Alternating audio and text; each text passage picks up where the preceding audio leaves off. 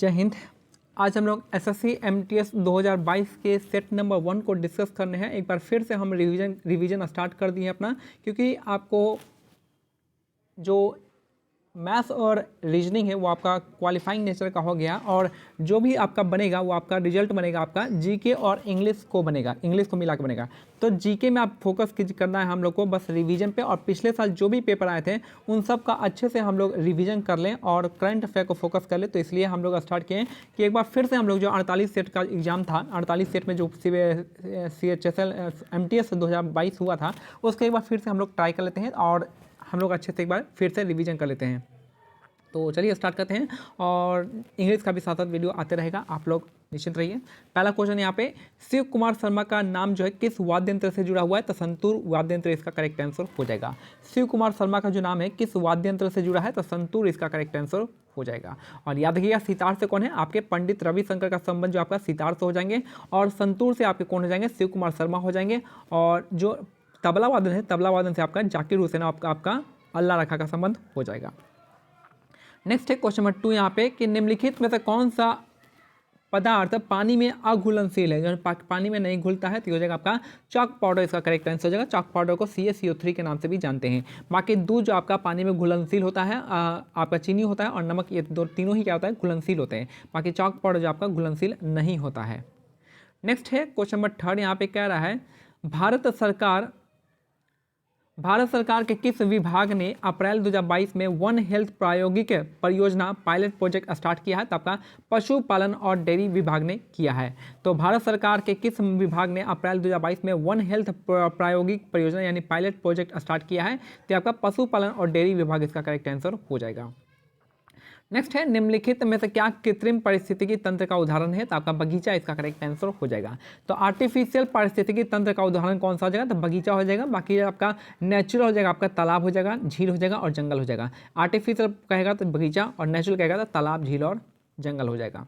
Next है, 2011 की जनगणना के अनुसार भारत का लिंग अनुपात कितना था? तो ये था भारत का लिंग अनुपात आपका 1000 पुरुषों पर 940 यानी 943 महिलाएं थी। तो 943 इसका करेक्ट आंसर हो जाएगा, और अप्रॉक्स मान के 940 कर दिया गया है। ठीक है, तो भारत का लिंग अनुपात क्या है? आपका 940 महिलाएं प्रति 1000 पुरुषों पे है। और सबसे खराब पोजीशन कहाँ पे? सबसे खराब पोजीशन है आपका हरियाणा का है। सबसे अच्छा पोजीशन कौन सा है? सबसे अच्छा पोजीशन है आपका केरल राज्य का।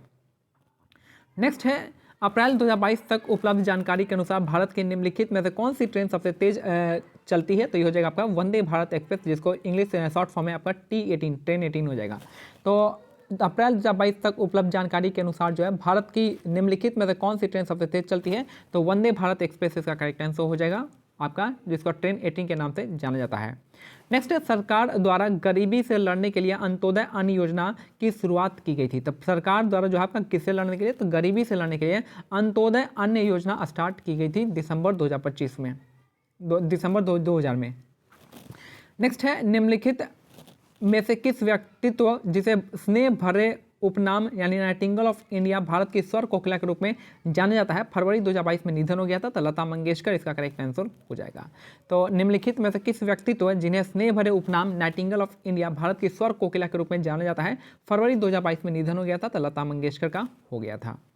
नेक्स्ट है क्वेश्चन नंबर 9, भारत के किस बौद्ध स्थल पर गौतम बुद्ध ने सबसे पहले धर्म का प्रचार किया था? तो सारनाथ इसका करेक्ट आंसर हो जाएगा। भारत के किस बौद्ध स्थल में पर गौतम बुद्ध ने सबसे पहले धर्म का प्रचार किए थे? तो आपका सारनाथ इसका करेक्ट आंसर हो जाएगा, सारनाथ।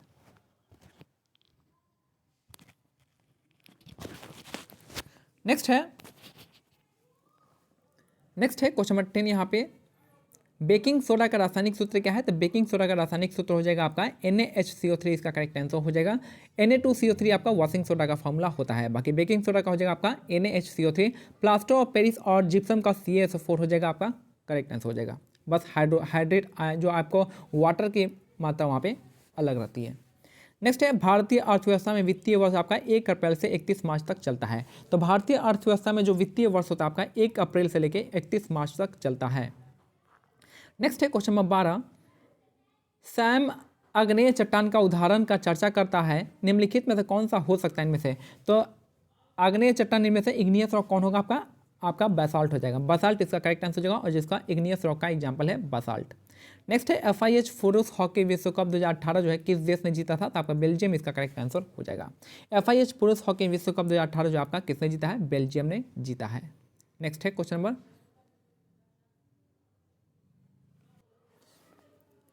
गुलाम वंश के शासक घियासुद्दीन बलबन 1265 से 1286 में जील इलाही भगवान की छाया की उपाधि से धारण की थी।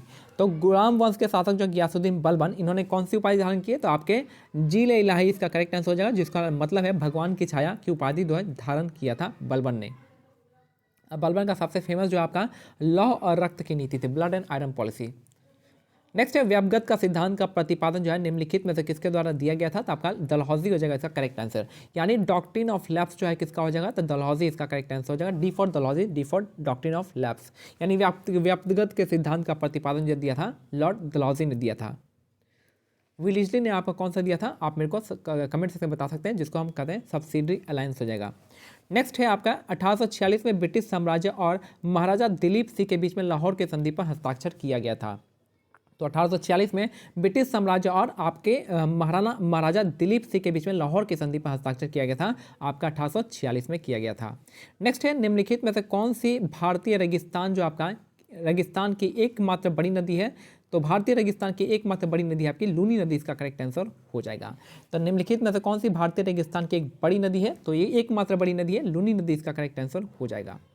नेक्स्ट है भारत का निम्नलिखित में से कौन सा राज्य वर्ष 2023 के लिए पुरुष हॉकी विश्व कप की मेजबानी करेगा, तो उड़ीसा इसका करेक्ट आंसर हो जाएगा।